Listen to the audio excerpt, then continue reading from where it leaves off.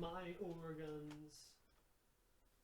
That guy must own a lot of keyboards.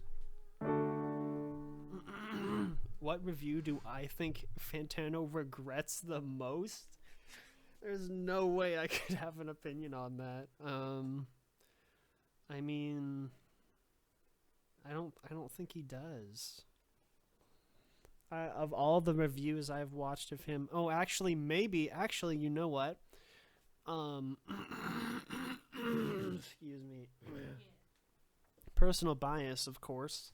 Everyone in chat is gonna know, but I think he gave like Muse's what are considered Muse's best albums like sixes or maybe a seven, and I mean I'm biased, but most other the general consensus in the music like world, mainstream and underground and otherwise, are that Muse have at least what would be considered, I'd say, two classic albums. One more of a mainstream classic album, and the other one is more of like you have to be a fan and kind of dig for it classic. But the general consensus I've seen from just like music enthusiasts and review outlets, big and small, universally, is that they agree that Absolution and Origin of Symmetry are like basically two amazing classic albums. Some people would also add Black Holes and Revelations to that. So,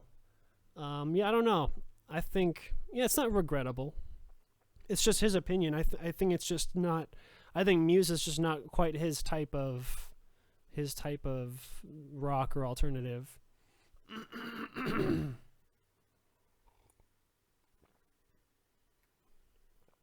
You got that right. Mac Miller Swimming gave it a 3 and he died 2 months later.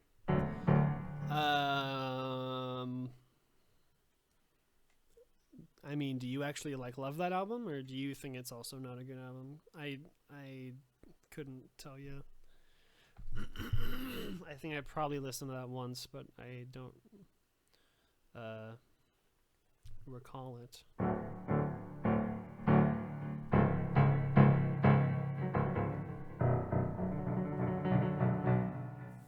Or it's one of his better albums. Oh wow. I mean, the only thing of Mac Miller I remember is he reviewed the like posthumous stuff. It's pretty depressing, but powerful.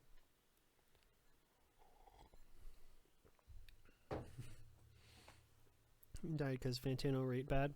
Well, I mean, if you're gonna go down that route, we could talk about Linkin Park, because I think he gave One More Light like a 4. I'm gonna look up what he gave it.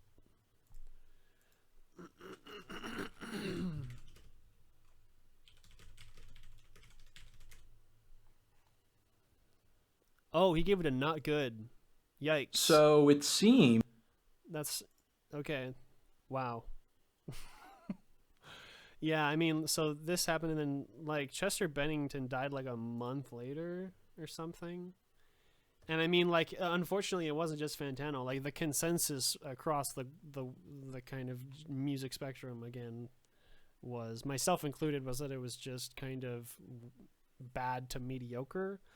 There were a few songs on it I really love and I think are pretty great, but like, yeah, as a whole, I checked that back, because as a whole, I like the album quite a bit, but I don't necessarily think it's a great album. So I see how other people would dislike it. It's a lot of kind of tropey mainstream pop, just typical stuff.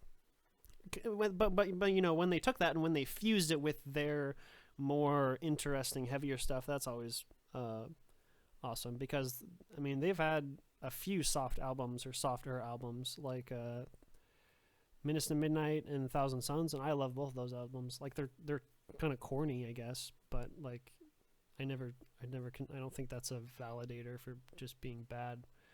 I think the music writing on it's pretty great. So I mean, yeah, I don't think Fantano liked those albums too much either, and they were also pretty big mainstream successes.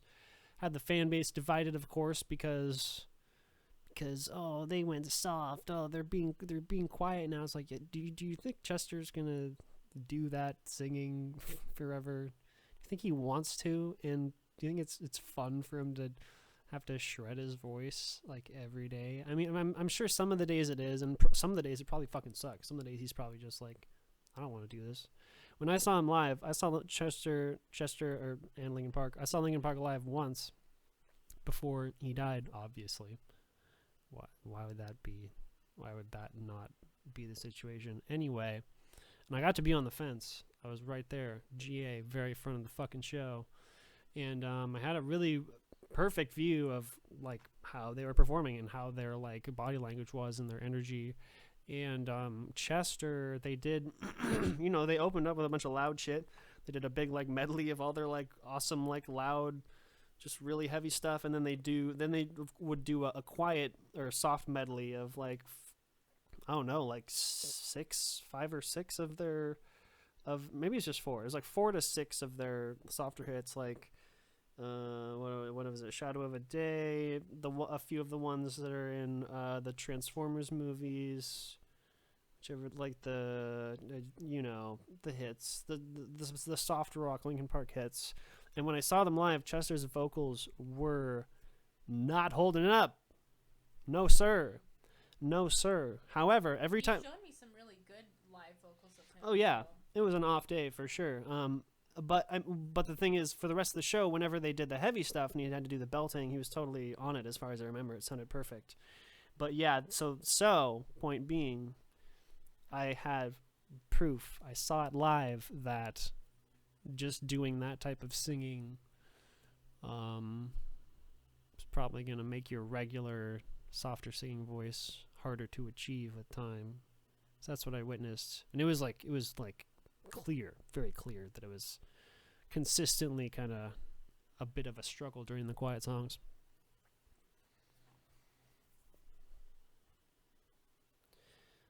He died to commemorate Chris Cornell's birthday. Yeah, I that's probably. I mean, that's part of it. Sure, yeah. But also, he was like, stoned and drunk or whatever. He was intoxicated at the time, so that's got to be a consideration. Mr. Midnight is your favorite album? Nice. It's really good. I think my favorite is either Meteora. It's probably Meteora, but it might be for a long time it was in a nostalgia way. For me, the album I'm the most nostalgic for is Thousand Suns, because me and a few of my other friends who liked Linkin Park got our whole fucking friends group into that album, and we would all listen to it like at parties a lot, or at least we would have it as some of the music on a party. So bonded over that album, very nostalgic. But yeah, I think Meteor is my favorite with time now. I think the songwriting on that is the best and the most interesting. Oh, he gave the new Strokes album an 8? Oh, jeez. Yeah, I mean, honestly, this is how it goes for most albums, because it's really hard for me to find an album super memorable. But yeah, I think I listened to most of the new Strokes album, maybe all of it. I just don't remember anything about it. I don't know if I necessarily disliked it, but I remember just being like, ugh.